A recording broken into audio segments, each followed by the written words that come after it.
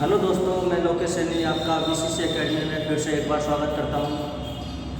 Last class तक हम geography में पढ़ चुके थे कि अरावली की जो प्रमुख जो चोटियाँ थी वो कौन कौन सी थी। ठीक है, इसके बाद में आज हम बात करने वाले हैं कि अरावली पर्वतमाला के दर्रे।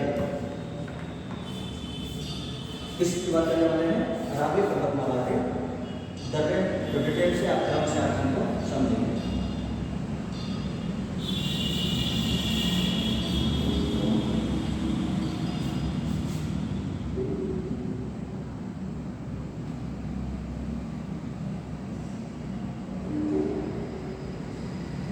अरावली पर्वतमाला के दर्रे।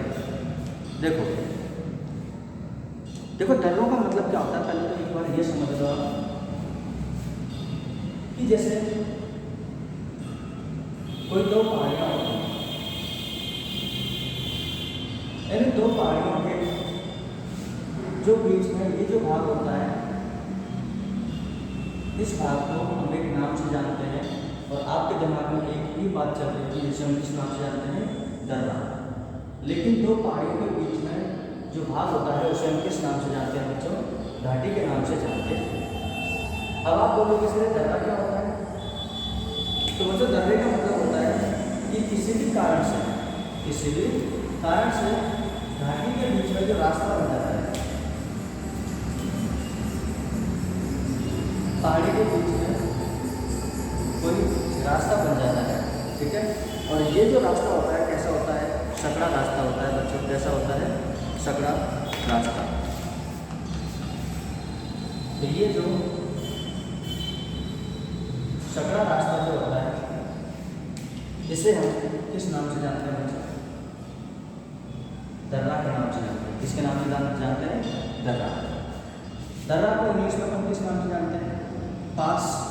दर्रा का ही आपने नाम सुना होगा अगर आप लोग इंडियन ज्योग्राफी पढ़ते होंगे या फिर आपने पढ़ा होगा कि वहाँ जैसे सिक्किम वगैरह में कुछ साइड में हम दर्रों को कहते हैं ला, जैसे जलेबला, बौंडिला, नाथुला ना, ये सारे के सारे इन्हीं को क्या कहते हैं? ला के नाम से जानते हैं। किसके नाम से जानते हैं बच्चों? ला के नाम से जानते हैं। और पश्चिमी घाट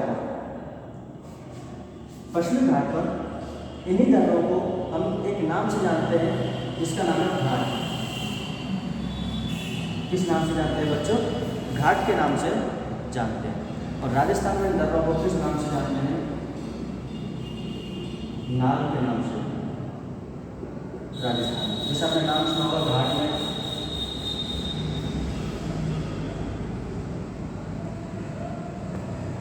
बाल घाट, थार घाट, पाल घाट, ये सारे के सारे दर्रों के ही क्या है? प्रकार है। तो देखो बच्चों, आज हम अरावली के दर्रे पढ़ने वाले हैं। क्रम से पढ़ेंगे, डिटेल से पढ़ेंगे, तो ध्यान से समझना आप उसको। नंबर 1, अगर हम जयपुर की बात करें, किसकी बात करें? जयपुर की, तो यहाँ पर एक दर्रा पाया जाता है जिसका नाम है सांभर नाल। सांभर नाल। तो याद करने में ज़्यादा कोई परेशानी नहीं होगी। जयपुर में कौन सा दर्रा पाया जाता है? सांभर नाल। अब हम बात करते हैं अजमेर। बच्चों किसकी बात करते हैं? अजमेर। देखो सुनो, अजमेर में एक स्थान है जिसका नाम आप जानते हो, ब्यावर। किस नाम से जानते हैं? ब्यावर। ब्यावर में एक दर्रा पाया जाता है जिसका नाम है बर दर्रा। कौन सा दर्रा है? बर दर्रा। ये बच्चों कहाँ पर है? ब्यावर में है। ब्यावर अजमेर में है। इसकी खास विशेषता क्या है कि ये राजस्थान का सबसे व्यस्ततम दर्रा है। राजस्थान का सबसे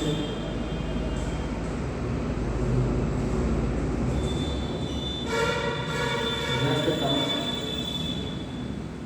दर्रा। तो अगर आपसे कोई पूछ ले कि राजस्थान का सबसे व्यस्ततम दर्रा कौन सा है, तो वह है बर दर्रा।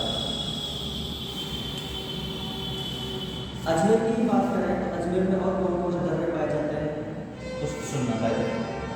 याद करने का तरीका होता है, आपने नाम सुना होगा शिव और पार्वती। आपने नाम सुना होगा, तुम जानते हो भगवान शिव को जानते हो, तो तरीका होता है देखो हर चीज़ का याद करने का।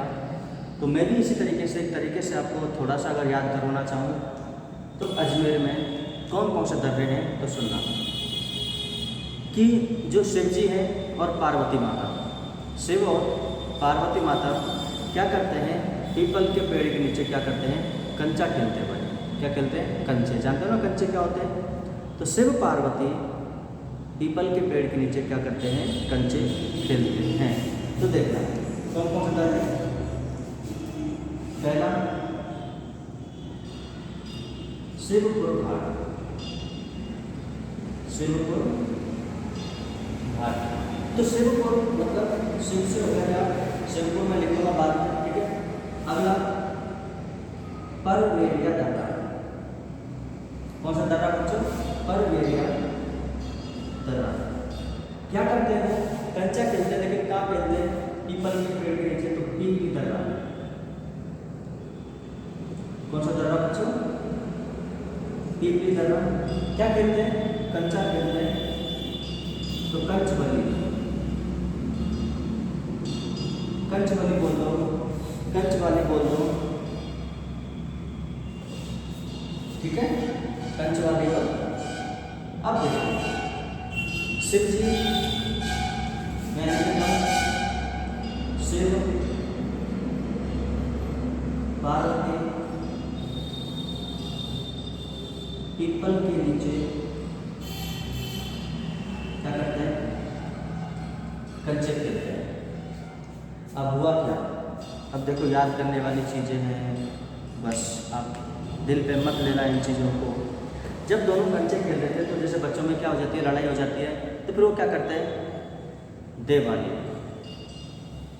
आपस में क्या कर देते हैं, देवाली ही कर देते हैं, नहीं कर देते हैं भाई, आपस में एक दूसरे में देने लग जाते हैं, पीटने लग जाते हैं।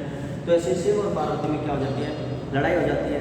और अगला जो दर्रा पाया जाता है आपस में एक दूसरे में क्या करते हैं, देवाली। तो देवाली दर्रा ये भी कहाँ पर पाया जाता है, अजमेर में। अब भाई दिवाली हो गई, सब कुछ हो गया। अब क्या हुआ कि शिव जी को आगे गुस्सा और उन्होंने पार्वती को उठा के पटक दिया। तो उदावली, उठा के पटक दिया, उदावली। देखो दोबारा देख लो, जयपुर में सांबरनाल, अजमेर में बरदादा, ब्यावर में राजस्थान का सबसे व्यस्तम दर्रा, ठीक है। शिव पार्वती पीपल के नीचे क्या करते हैं, कंचे खेलते हैं। और आपस में क्या होगा, दोनों में लड़ाई होगी। तो आपस में क्या हो गया, दिवाली हो गई उनमें आपस में, ठीक है। दिवाली होगी तो शिव जी ने उसको क्या कर दिया, पार्वती जी को उठा के पटक दिया, मतलब गोदावली। अब आपने एक और दर्रे का नाम सुना होगा, जिसमें आपने सुना होगा सूर घाट, स्वरूप घाट या सुरागांव। एक और दर्रा है अजमेर में, यहाँ लिख देता हूँ, सूर घाट, स्वरूप घाट या सुरागांव। सूर घाट, स्वरूप घाट या सुरागांव दिख रहा होगा आपको। एक बार आप जल्दी से स्क्रीनशॉट ले लो इसका। बरदादा, अजमेर, ब्यावर सबसे व्यस्तम दर्रा, ठीक है। शिव पार्वती पीपल कंचा देवाली उदावली सूर घाट स्वरूप घाट और सुराघाट। क्लियर हो जाएगा।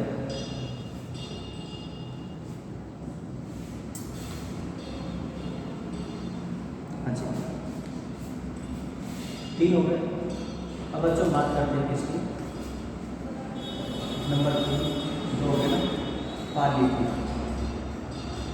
किसकी बात करते हैं बच्चों, पाली। पाली में आपने खूब नाम सुना होगा जिसका नाम है देशूरी की नाल। देशूरी की नाल बच्चों कहाँ पर, देशूरी की नाल पाली में है। और एक दूसरा हो रहा है यहाँ पर झीलवा की नाल। किसकी नाल, झीलवा की नाल, ये भी कहाँ पर है, पाली में है। और एक आपने अगर नाम सुना हो पगलिया की नाल। किसकी नाल बच्चों, पगलिया की नाल। अब इनके बारे में कुछ महत्वपूर्ण पॉइंट है क्या, उसकी हम बात करते हैं। तो सुनना, देखो ये जो पगल्या की जो नाल है, ये मेवाड़ और मारवाड़, मेवाड़ और मारवाड़ को जोड़ती है। मेवाड़ तथा मारवाड़ को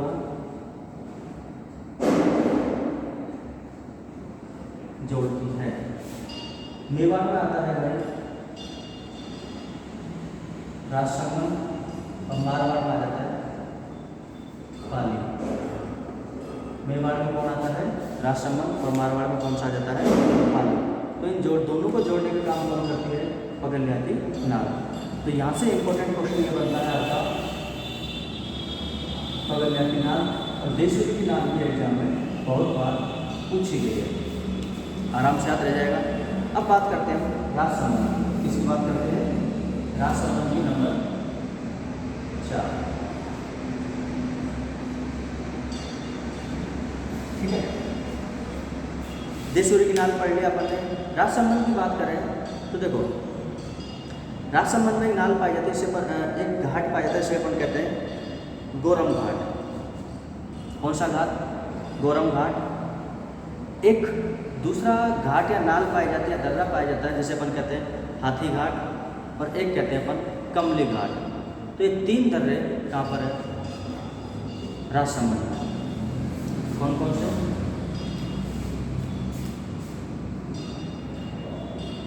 गोरम घाट,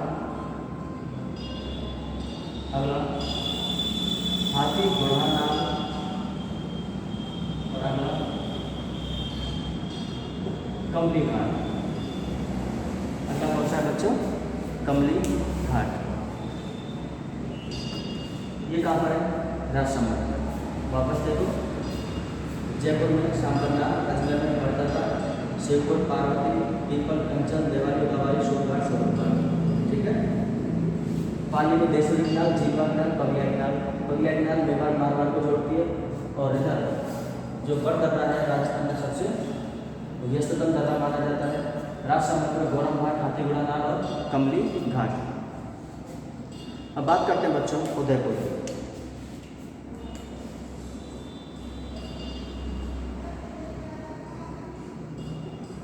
आप इनको नोट्स में लिख सकते हो, अच्छे से प्रॉपर आप इनके नोट्स बना सकते हो, ठीक है।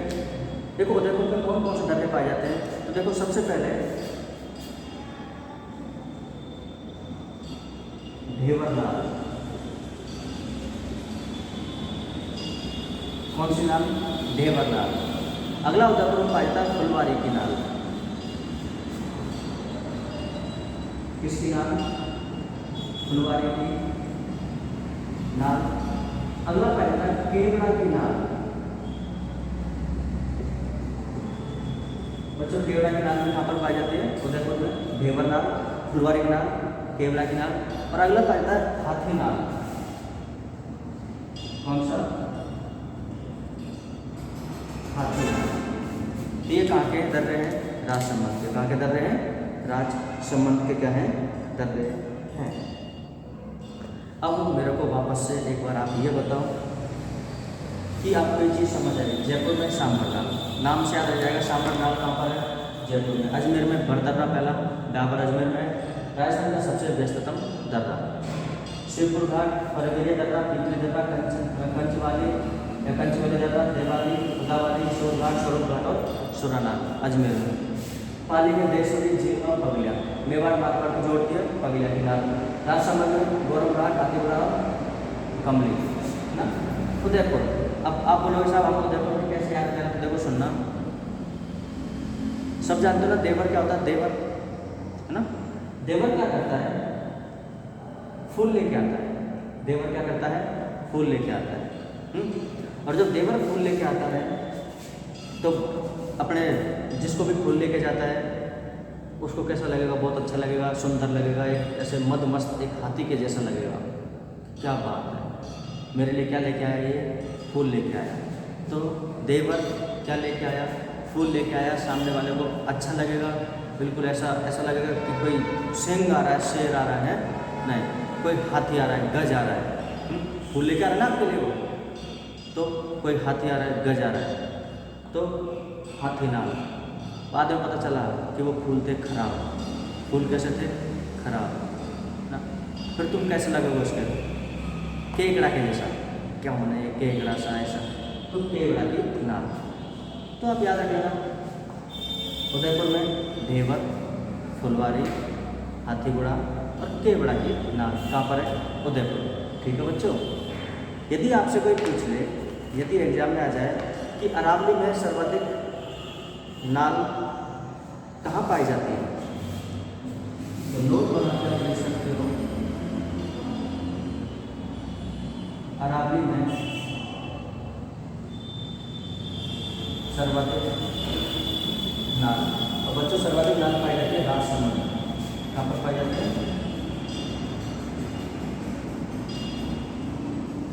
राजसमंद में। तो अरावली में सर्वाधिक नाल कहाँ पर पाई जाती है? राजसमंद में। ठीक है, याद रह जाएगा। ठीक है। अगर आपसे कोई पूछ ले कि जो फुलवारी की जो नाल है ना, यहाँ पर एक अभ्यारण्य और है जिसका नाम है फुलवारी की नाल, फुलवारी नाल अभ्यारण्य। फुलवारी नाल अभ्यारण्य, इससे सोम, मानसी, वाकल नदियाँ बहती हैं। सोम, मानसी, वाकल नदियाँ बहती हैं। इससे जो फुलवारी नाल जो अभ्यारण्य है, फुलवारी नाल अभ्यारण्य से सोम, मानसी, वाकल नदियाँ बहती हैं। समझ आ गई बच्चों? तो एक बार आप जल्दी से इसका पूरे का स्क्रीनशॉट लेकर फटाफट से।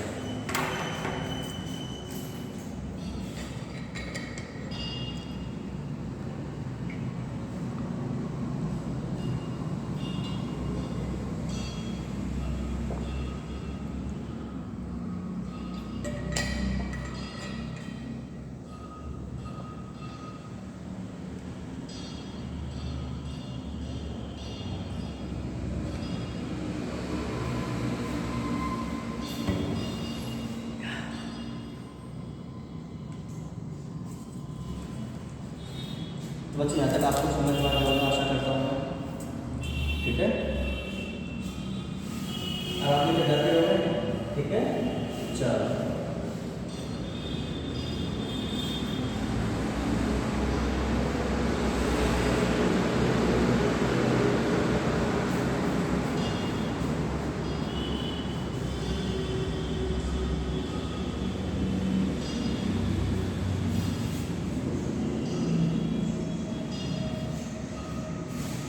अब बच्चों देखो, अब हम पढ़ने जा रहे हैं क्या, आपका जो इम्पोर्टेंट जो पॉइंट है यहाँ से बहुत ज़्यादा RS मेंस के लिए।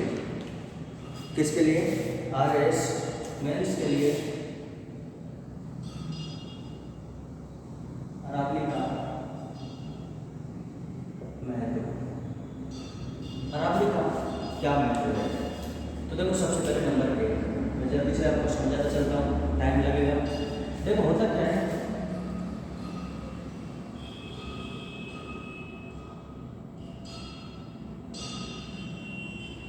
ये है राजस्थान। ये क्या है? हमारा प्यारा राजस्थान। और इसमें ये क्या है?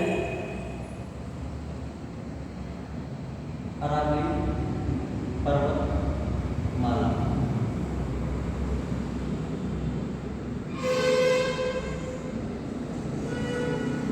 ये क्या है बच्चों?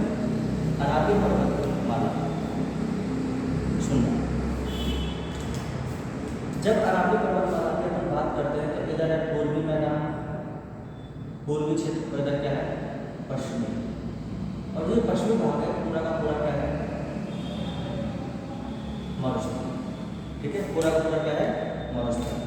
तो जब मरुस्थल जब गति करता है, जिसे हम मरुस्थल का मार्च कहते हैं, मरुस्थल का आगे बढ़ना, तो ये अरावली की वजह से पूर्व में तो आ नहीं सकता, आगे मरुस्थल गति करता है इधर की तरफ।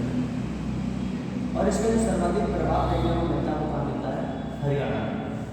ठीक है, तो इससे सबसे बड़ा फायदा क्या हो गया, इसका महत्व क्या हो गया? तीसरा जो है अरावली जो पर्वतमाला है ये इस मरुस्थल को पूर्व में आने से क्या करती है, रोकती है। तो पहला अगर आप इसका आंसर लिखो, क्या लिखोगे, मरुस्थलीकरण को रोकना, मरुस्थलीकरण को रोकना। तो अरावली ने क्या कर दिया, मरुस्थलीकरण को रोक दिया। अगर आपसे कोई छोटा सा पॉइंट अगर ये पूछ ले कि बच्चों ये बताओ देखो कि मरुस्थलीकरण में सबसे ज़्यादा किसका योगदान होता है, तो मरुस्थलीकरण में सबसे ज़्यादा जो योगदान होता है वो होता है, भाई आपने पढ़ रखा है और उस नाम को मैं आपको बता देता हूँ जल्दी से, बरखान। किसका होता है, बरखान का। और बरखान किसे कहते हैं, अर्धचंद्राकार बालू का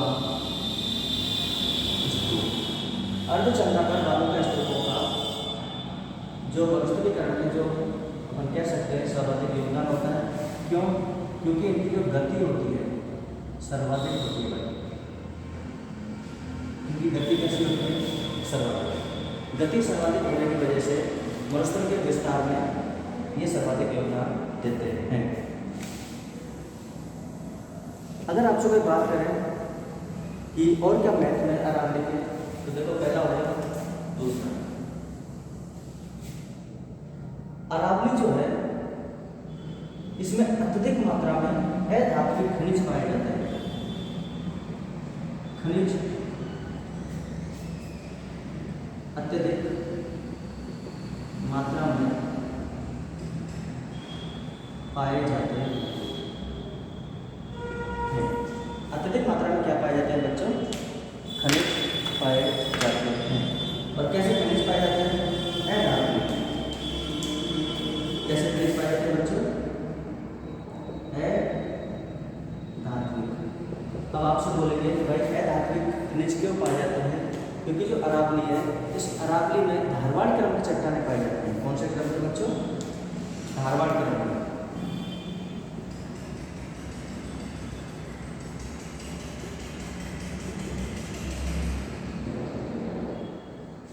अरावली में किस क्रम की चट्टानें पाई जाती है, धारवाड़ क्रम की चट्टानें, जिसमें क्या पाया जाता है, अधात्विक खनिज पाया जाता है। आगे देखो, अगर खनिज पाए जाते हैं तो हमारे अच्छे मरुस्थलीकरण को क्या करेंगे, रोकेंगे। नंबर 3, अरावली जो है पूरा पर्वतीय क्षेत्र है, तो हम ये कह सकते हैं सर अत्यधिक जैव विविधता एवं वनस्पति पाए जाते हैं। तो बच्चों अत्यधिक जैव विविधता एवं वनस्पति पाई जाती है। तो अत्यधिक जैव विविधता एवं वनस्पति पाई जाती है किसमें, अरावली में। तो ये आपके लिए क्या है, महत्व की बात है, ठीक है। अगर हम अरावली की और बात करें बच्चों, समझना नंबर 4, ये जो अत्यधिक जो नदियां हैं, अत्यधिक नदियों का उद्गम अरावली से होता है। देखो मैंने एक शब्द बोला है अत्यधिक, मैंने ये तो नहीं बोला ना कि सारी नदियों का उद्गम अरावली से होता है। तो ये कथन गलत हो जाएगा कि अगर आपसे कोई बोले कि सभी नदियों का उद्गम अरावली से होता है, ये कथन कैसा है, गलत है, ठीक है। अत्यधिक नदियों का उद्गम कहाँ से होता है, अरावली से होता है। 5वां पॉइंट, अरावली राजस्थान में जल विभाजन का कार्य करती है। अब आपको जल विभाजन का कार्य कैसे करती है, तो सुनना, देखो मैं एक मैप बना रहा हूँ छोटा सा।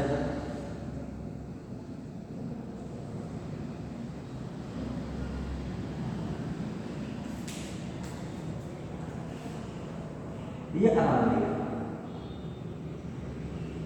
देखना, देखो अरावली के पश्चिम से जो नदियाँ निकलती हैं वो जाती है अरब सागर, किसमें, अरब सागर। और इधर से जो नदियाँ निकलती है पूर्वी साइड से वो जाती है इधर बंगाल की खाड़ी। तो अरावली ने नदियों को कितने भागों में बांट दिया? 2 भागों में बांट दिया। एक तो बंगाल की खाड़ी की नदियाँ और एक अरब सागर की नदियाँ। तो अपन क्या कह सकते हैं कि अरावली किसका कार्य करती है? जल विभाजक का कार्य करती है। कहाँ पर? राजस्थान में। ठीक है, आगे अरावली का और क्या महत्व है? अरावली जलवायु को प्रभावित करती है। अरावली जलवायु को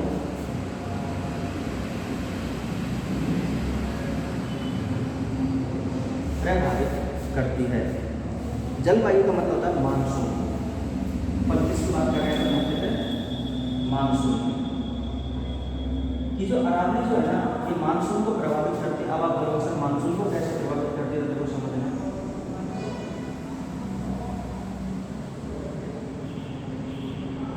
ये राजस्थान में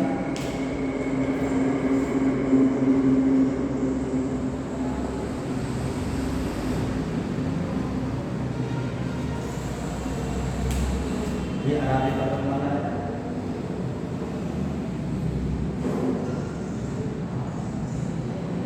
ये मैंने भारत का कुछ हिस्सा बना दिया गुजरात वाला। ठीक है, और ये हमारा राजस्थान। जब अरब सागर से जब मानसून कवरेज चलती है, पर पढ़ेंगे पूरा कौन सी मानसून कवरेज, तो अरब सागर से आने वाली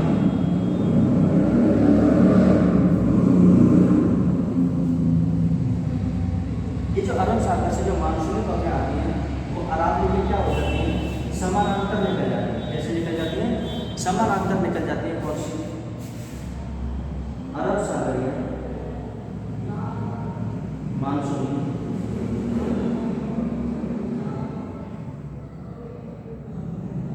अरब सागरीय मानसूनी पवन। ये क्या हो जाती है? इसके समानांतर निकल जाती है, जिससे कि राजस्थान में कम वर्षा कर पाती है। राजस्थान में कैसे वर्षा कर पाती है बच्चे? कम वर्षा कर पाती है। तो अपन ये कह सकते हैं ना कि कहीं ना कहीं मानसून को प्रभावित करती है। और अरावली, अगर अरावली इस तरीके से होती है आड़ी, तो मानसून आकर बारिश होती। समझ रहे हो मेरी बात?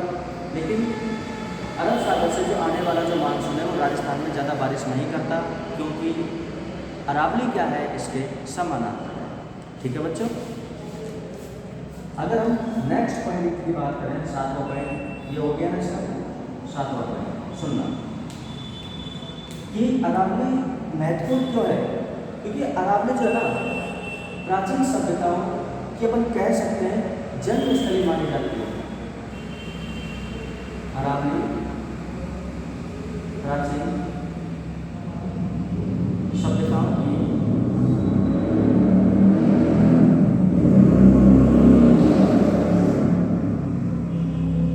जन्मस्थली मानी जाती है। प्राचीन सभ्यताओं की बच्चों क्या मानी जाती है? जन्मस्थली। अब आपसे बोलेंगे कि बताओ सर कैसे? एक एग्जाम्पल दे दो। जैसे आगरा कहाँ पर है? उदयपुर। आपने नाम सुना गिलुंड, ये कहाँ पर है? राजसमंद में। ये कहाँ पर है बच्चों? राजसमंद में। यदि आपने और अगर नाम सुना हो तो जोधपुरा, बैराट, ये कहाँ पर है? जयपुर में। जोधपुर और बैराट कहाँ पर है बच्चों? जयपुर में। ऐसे ही गणेश्वर कहाँ पर है? सीकर में। सब सुन रहे हैं ना अपने नाम, है ना? सोनारी बच्चों कहाँ पर है? झुंझुनू। तो सब अरावली क्षेत्र में तो आती है सारे के सारे। तो अपन ये कह सकते हैं कि अरावली क्षेत्र को अपन जन्मस्थली मानते हैं किसकी? सभ्यताओं की। अगला मैं 8वें पॉइंट की बात करूँ तो मैं देखो 7वां पॉइंट 8 को मैं यहाँ देख रहा हूँ बैठ कर 8 नंबर। ठीक है, कि जो अरावली जो पर्वतमाला है ना, इस इस क्षेत्र में मुख्यतः जनजाति निवास करती है।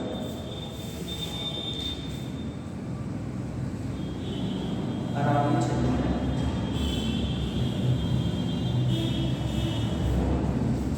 मुख्यतः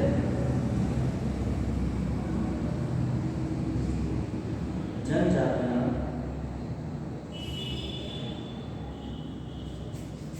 निवास करती हैं।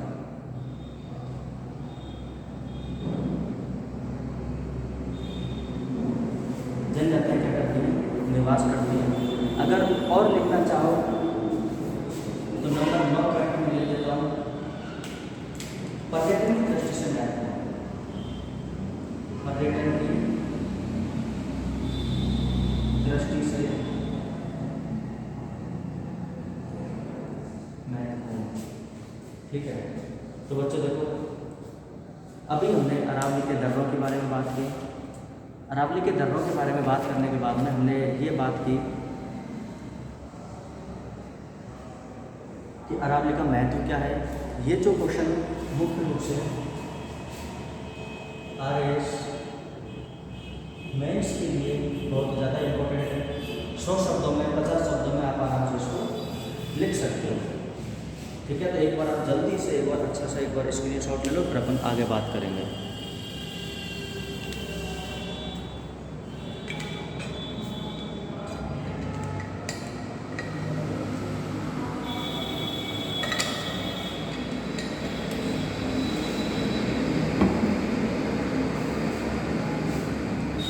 चलो ठीक,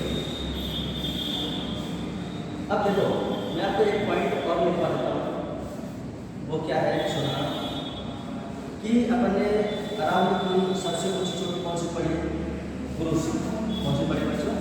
गुरु शिखर। तो क्यों ना हम उस गुरु शिखर को एक साथ लिखने का पूरे कि गुरु शिखर क्या है, उसकी ऊंचाई कितनी है, उसको किन किन नामों से हम जानते हैं, सारी चीज़ें लिख लें। ठीक है, लिख ही लेते हैं। सुनना, तो मैं हेडिंग डालता हूँ गुरु शिखर पर्वत चोटी। गुरु शिखर पर्वत चोटी। इससे आने वाला एक भी क्वेश्चन आपका गलत नहीं होगा एग्जाम में। ठीक है, सुनना ध्यान से पूरा समझते हुए चलना। सबसे पहले यदि मैं बात करूँ आपसे कि इसकी ऊंचाई कितनी है,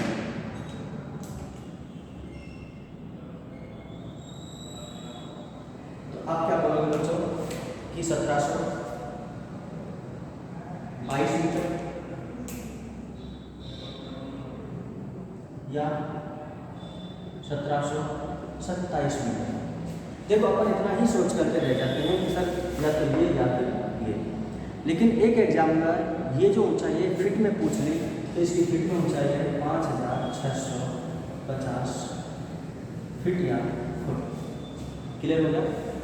अब यदि हम बात करें कि ये है कहाँ पर, ये है कहाँ पर, मतलब इसका स्थान।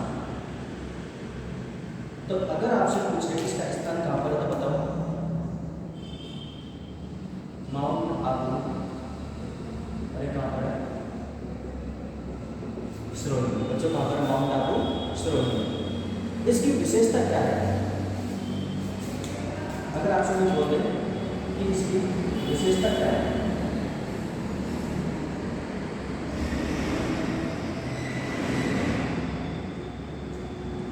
तो यह राजस्थान की सबसे ऊंची चोटी है। यह राजस्थान की सबसे ऊंची चोटी है। सब जानते हो राजस्थान की सबसे ऊंची चोटी है। देखो, एक आपने नाम अच्छा सुना होगा, जिसे हम इतिहास का पिता कहते हैं, कर्नल जेम्स टॉड। साहब सबने सुना है? तो कर्नल जेम्स टॉड ने सुना, कर्नल जेम्स टॉड, इसने इस पर्वत को दो नामों से पुकारा है, संतों का शिखर। किस नाम से पुकारा है? संतों का शिखर। जब ये इस पर्वत पर गए तो उन्होंने देखा कि यहाँ पर बहुत सारे देवी देवताओं की मूर्तियाँ हैं, इसलिए इन्होंने इसका एक नाम दे दिया देव पर्वत। किस नाम से दे दिया? देव पर्वत के नाम से इसका नाम दे दिया। या फिर इसी को हम कहते हैं ओलंपस पर्वत। इसी को हम किस नाम से जानते हैं बच्चों? ओलंपस पर्वत के बारे में नाम से हम इसको जानते हैं। अगला पॉइंट क्या है? इंपॉर्टेंट है, सुनना। देखो कि चलो एक और लिख लेते हैं कि इस पर्वत पर, इस शिखर पर एक मंदिर है। जो मंदिर किसका है? दत्तात्रेय। किसका? दत्तात्रेय का मंदिर है। किसका मंदिर है? दत्तात्रेय का मंदिर स्थित है। क्लियर हो गया बच्चों? किसका मंदिर स्थित है? दत्तात्रेय का। अब अगला पॉइंट जो है वो देखना, अच्छे से समझना।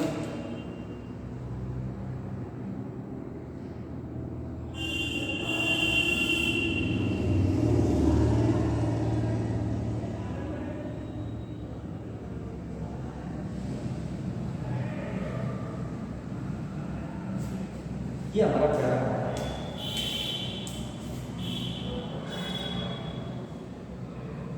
इधर जो पर्वत है इसका नाम है हिमालय। ठीक है, इसका नाम क्या है? हिमालय। इस पश्चिमी घाट पर, और ये जो पूर्वी घाट है इसे हम कहते हैं पूर्वी घाट, इसे हम कहते हैं पश्चिमी घाट। और पूर्वी घाट और पश्चिमी घाट की पहाड़ियाँ जहाँ पर मिलती है इस स्थान को कहते हैं नीलगिरी। किस नाम से जानते हैं बच्चों? नीलगिरी के नाम से इसको जानते हैं। तो सुनना, हिमालय और नीलगिरी ये उत्तर में, ये दक्षिण में, और अरावली पर्वतमाला है इस तरीके से। ये कौन सी पर्वतमाला है? अरावली। और इस अरावली पर्वतमाला पर एक पर्वत शिखर है जिसका नाम क्या है? गुरु शिखर। कौन सा है? गुरु शिखर। तो ये देखो, आपको देखने से ऐसा लग रहा है बीच में है। कहाँ पर है? बीच में। तो हो गया पॉइंट। मध्य भारत का सर्वोच्च शिखर,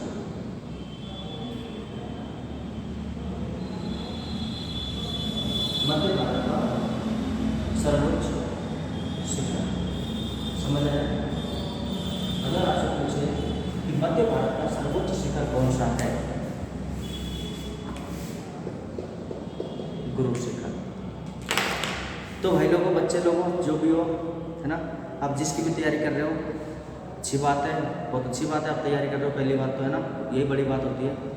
जिसकी भी कर रहे हो उसके लिए हम यही दुआ करते हैं कि आप उस एग्ज़ाम को अच्छे से पास करें, उसको फाइट करें। किस तरीके से क्वेश्चन आते हैं, किस लेवल तक के क्वेश्चन आते हैं, वो हम आपको यहाँ पर बताए जा रहे हैं। ठीक है, तो ये गुरु शिखर के बारे में कंप्लीट अगर आ जाए तो आप यहाँ से कर सकते हो। तो आज हमने दर्रों के बारे में देखा, ठीक है, कि दर्रे कौन कौन से पाए जाते हैं, राजस्थान में किस तरीके से, नाल क्या होता है, ये सब अपन ने देखा। इसके बाद में फिर हमने बात की थी कि अरावली का महत्व, बहुत आज का जो टॉपिक है वो इम्पोर्टेंट है भाई। अरावली के महत्व की बात की।